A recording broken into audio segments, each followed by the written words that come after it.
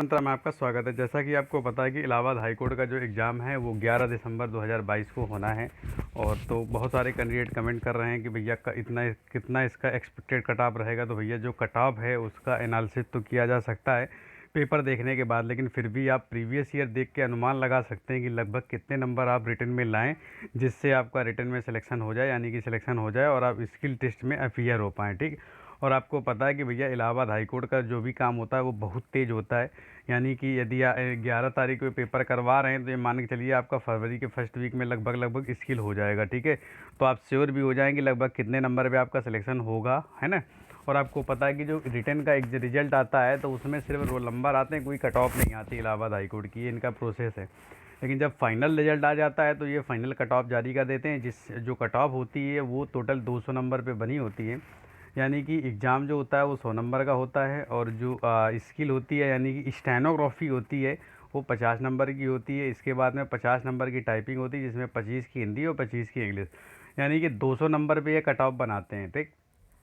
अब जो लोग रिटन क्वालिफाई होंगे उनका स्किल पे नाम आएगा। तो एक ये समझिए कि कितने नंबर इनके स्टेनो में मिले, कितने नंबर रिटन में मिले, कोई आइडिया नहीं है। लेकिन फिर भी आप ये मान के चलिए यदि आप 2-3-4 लोगों के कांटेक्ट में हो, हर एक कैटेगरी मतलब कैटेगरी वाइज 5-6 लोग में आप 5-6 कैंडिडेट आपके कांटेक्ट में हो, और ये पता हो कि कितने नंबर, जैसे मान लो हमारे पास 3 कैंडिडेट हैं यूआर कैटेगरी के, एक के नंबर 80 हैं, एक के नंबर 79 हैं, एक के नंबर 78 हैं। अब रिजल्ट निकला, तीन में तीनों का सिलेक्शन हो गया, तो आप आइडिया नहीं लगा सकते हैं, हो सकता है मान लो एक कैंडिडेट और आ जाए आपके पास 75 आ जाए। अब 3 का सिलेक्शन हो जाए 75 वाले का ना हो, तो ये मान के चलिए कि जो कट ऑफ है वो 75 से मोर देन है, कितनी है अभी और डाटा की ज़रूरत है। लेकिन मान लो ऐसा हो जाता है कि 78 के का सिलेक्शन नहीं होता है और 79 78 का 80 का हो जाता है, तो कंफर्म हो जाता है कि जो कट ऑफ है 79 टू 79 से अबव गई है, यानी कि 79 वाला भी सिलेक्ट हुआ तो यानी कि 79 ही कट ऑफ गई है। ठीक है, तो प्री की कट ऑफ तो इनकी नहीं जाती, लेकिन फिर भी एक आइडिया आप रखें कि इतने नंबर यदि आप लेकर आते हैं तो आपका सिलेक्शन होने के चांसेस हैं। दूसरा, आप यदि एसटी दे रहे होंगे तो आपका जो एवरेज होगा, आपने एक आइडिया लिया होगा कि भैया जितना एसटी का एवरेज होता है, एसटी यानी कि ऑनलाइन या ऑफलाइन जो भी आप एसटी दे रहे हो, तो जो एवरेज आपका आता है वही भी मान के लिए पेपर का लगभग परफॉर्मेंस होता है। बहुत रेयर केस में होता है कि आपका एवरेज है मान लो 70 और आपके नंबर आगे 99, ये बहुत रेयर होता है। हो सकता है भाई आपके साथ होता हो, लेकिन मेरे साथ तो ऐसा कभी नहीं हुआ है, हो सकता है आपके साथ ऐसा होता हो। ठीक है, तो हम देखते हैं कि प्रीवियस ईयर की, यानी कि आप यदि जो 2-3 वैकेंसी पिछली आई है उनके यदि कट ऑफ को एनालिसिस करेंगे तो आपको एग्जैक्ट आइडिया मिल जाएगा कि लगभग कितने नंबर लाने की ज़रूरत है। तो फिर भी मैं देखता हूँ कि 2018 वाला जो फाइनल रिजल्ट आया था उसमें कितनी कट ऑफ गई थी, उसके हिसाब से आपको कितने नंबर लाने की ज़रूरत है।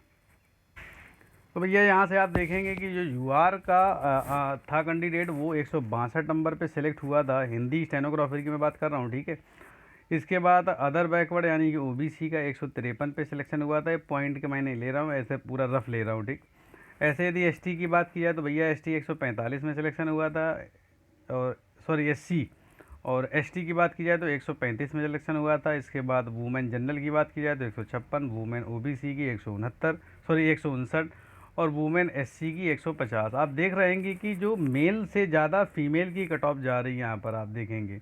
तो भैया बस मेल में क्या है, फीमेल में यूआर की तो कम है, लेकिन आप देखेंगे फीमेल में ओबीसी की और एससी की कट ऑफ ज़्यादा है एक, और वैसे तुलना की जाए मेल से। तो ये पॉसिबल तब होता है जब वैकेंसी कम हो और कैंडिडेट ज़्यादा हो, तो ही ये चांसेस ऐसे ज़्यादा होते हैं। और आप देखेंगे कि यहाँ पर एसटी की वैकेंसी थी नहीं, एक सर्विसमैन की कोई वैकेंसी थी नहीं, तो इनकी कोई कट ऑफ नहीं है। फिर तो ये मान के चलिए 200 नंबर पे कट ऑफ है। और आपको पता है 100 नंबर की यदि किसी की स्टेनोग्राफी अच्छी है, मान लेते हैं वो 50 में यदि 45 ले आता है, ऐसे मान लेते हैं कि टाइपिंग में भी यदि वो 45 ले आता है, मतलब 90 नंबर के आसपास वो लेकर आया है, तो ये मान के लिए 162.162 ये कट ऑफ दिखाई दे रही है। ये फाइनल है। यदि इसमें आप 85 टू 90 नंबर सब्ट्रैक्ट भी करते हैं तो एक लगभग आइडिया मिल जाएगा। लेकिन वो 4 साल बीत चुके, अब थोड़ा सा कंपटीशन लिटिल बिट थोड़ा सा हाई है, वैकेंसी भी ज़्यादा है लेकिन कंपटीशन भी थोड़ा सा हाई है। हाँ देखो, सब कुछ डिपेंड करता है पेपर के ऊपर। यदि पेपर का लेवल बहुत अच्छा आ गया तो जो मैं जितने नंबर आपको बताने वाला हूँ उससे हो सकता है 10-10 नंबर कट ऑफ और गिर जाए, और पेपर का लेवल और नीचे कम कर दिया यानी कि डाउन कर दिया तो कट ऑफ हो सकता है बढ़ जाए। मैं एवरेज के पेपर की बात कर रहा हूँ कि यदि पिछले जैसा ही पेपर आएगा तो उतने नंबर में आपके सिलेक्शन होने के चांसेस हैं। ठीक, तो देख लेते हैं कितना एक्सपेक्टेड कट ऑफ रहने के चांस है। तो यहाँ से आप देखेंगे कि Allahabad high court stenographer exam 2022 expected cut off. तो यूआर में यदि आप आते हैं और आपके नंबर 78 टू 80 के रेंज में बन जाएं तो आपका सिलेक्शन हो जाएगा। ऐसे यदि आप ओबीसी में हैं और आपके नंबर 74 टू 76 में आ जाते हैं तो आपका सिलेक्शन हो जाएगा। ऐसे आप यदि ईडब्ल्यूएस कैटेगरी में और आपके नंबर 72 टू 74 के रेंज में आ जाएंगे तो आपका सिलेक्शन हो जाएगा। ऐसे यदि आप एससी कैंडिडेट हैं और आपके नंबर 67 टू 69 के रेंज में आ जाते हैं तो भी आपका सिलेक्शन हो जाएगा। सेम टू सेम यदि आप एसटी कैंडिडेट हैं और आपके नंबर 64 टू 67 के रेंज में आ जाते हैं तो आपका सिलेक्शन होने के चांसेस हैं। इसमें आप एरर प्लस माइनस का 3 रख सकते हैं। ठीक, अब आप कहेंगे कि आपने वुमेन का तो बताया ही नहीं, तो ये मान के चलिए जितनी मैंने कट ऑफ बताई है इसमें आप क्या करें, ये थोड़े थोड़े नंबर आप अपनी तरफ से कम कर लें, यानी कि मान सकते हैं कि 5-5 नंबर यदि आप डिक्रीज़ कर लें तो वो आप वुमेन की कैटेगरी में रख सकते हैं। फिर भी मैं कहूँगा यदि आप इतना एवरेज लेकर आते हैं तो मान के चलिए आपके चांसेस ज़्यादा हैं, चाहे आप मेल हों और चाहे फीमेल हो। ठीक है, इतने आपको लाना ही पड़ेगा। और आपको पता है कि भैया इलाहाबाद हाईकोर्ट का जो प्रोसेस है बहुत तेज़ है और पेपर 11 तारीख को हो रहा है इसका और 18 तारीख को लास्ट पेपर है। और आपका जो रिज़ल्ट है मेरी ज़्यादातर उम्मीद जो है वो लगभग 15 जनवरी के पहले आपका जो है रिज़ल्ट आ जाएगा। साथ ही साथ आपकी स्किल जो है फरवरी में हो जाएगी, फरवरी की हो सकता है फर्स्ट वीक में आपकी स्किल हो जाए। तो आप अच्छे से पूरी प्रिपरेशन करें, रिटर्न के बाद में आप आइडिया लगा लें कि कितने नंबर हैं। और देखो आंसर की तो आ ही जाएगी, उसके पहले भी आप गूगल पे सर्च अर्च मार के आप चेक कर सकते हैं कि आपके कितने नंबर लगभग बन रहे हैं और माइनस मार्किंग होती नहीं है। ठीक, तो यदि इतने रेंज में यदि आपके नंबर आ जाएँ तो भैया पूरी ताकत के साथ आप लग जाइए। वैकेंसी अच्छी खासी है, 2800 ग्रेड पे की वैकेंसी है और आपको अच्छी खासी जॉब मिल जाएगी। यदि आप यूपी के तो यूपी के यूपी में ही रहेंगे, जीवन भर आपका यहीं कट जाएगा। ठीक है, तो ओवरऑल मैं कहूँगा कि जैसे आप पेपर थे तुरंत स्किल की तैयारी में लग जाएं। और यदि आपकी देखो स्टेनोग्राफी यदि आपने हिंदी में की है तो भैया आपकी टाइपिंग तो बढ़िया होगी, उसमें कोई विशेष दिक्कत नहीं। हो सकता है आपके पास स्पीड की थोड़ी बहुत कमी हो तो आप स्पीड को मेंटेन करें। यदि आपने इंग्लिश की टाइपिंग नहीं सीखी तो भैया लग जाएँ पेपर के बाद में। टाइम कम है लेकिन फिर भी आप 1 महीने में इंग्लिश की टाइपिंग आसानी से निकाल सकते हैं। ठीक, ओवरऑल ये रहा वीडियो यदि आपको पसंद आया तो वीडियो को लाइक कर देना, कमेंट कर देना, शेयर कर देना। और भैया चैनल में नए हो तो चैनल को सब्सक्राइब करके सपोर्ट कर देना। Thanks for your time.